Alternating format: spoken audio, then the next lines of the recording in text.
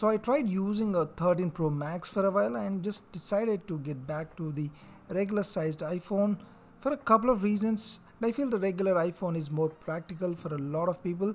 Also, frankly speaking, some people just buy the Pro series for the flex factor, but keeping that aside, let's talk about why the regular iPhone makes more sense for most people out there.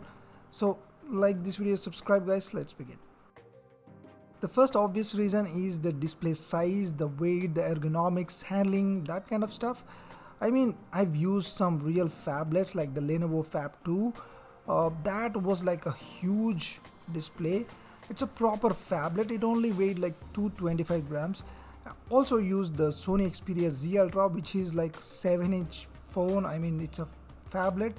Even that was like 212 grams. But the 13 Pro Max is very unforgiving in terms of the weight. It is like a whopping 240 grams. I have fairly big hands and I still have to do some circus feats to get to the top of the screen and that sort of thing. I mean, the handling, which I'm not even complaining of, but the weight really bogs you down on a daily basis. It's really hard to handle. At least for me, this has been really tough.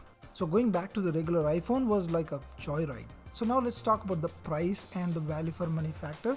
So what Apple usually does is they discontinue the last year's Pro models. As you can see, you can buy the 12 or 11, but you cannot buy the Pro models. Whereas there is an option to buy the 13 Pro series, but not the 12 Pro or the 11 Pro, which obviously means they want you to buy the latest Pro series phone. So obviously you don't find any price drops officially coming from Apple. But if you notice, the regular iPhones do have some price drops. Another factor is the regular iPhones are eventually made in India, which means they do see some huge price drops, but not really on the Pro models because the Pro models never made in India. So let's look at the difference between the Pro model versus the regular iPhone. You can see the price difference is almost double.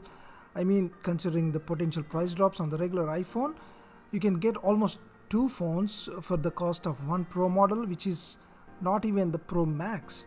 So if you consider the price difference between the regular Pro model and the Pro Max, the difference is so little that most people who are spending that kind of money would anyway want to buy the Pro Max, which may not always be a good idea considering the first reason. So on the defense of Pro series, I would say these are for those specific people like the pro gamers who really want the larger display, or someone who is into mobile photography and that extra camera can be a very important thing along with other camera features.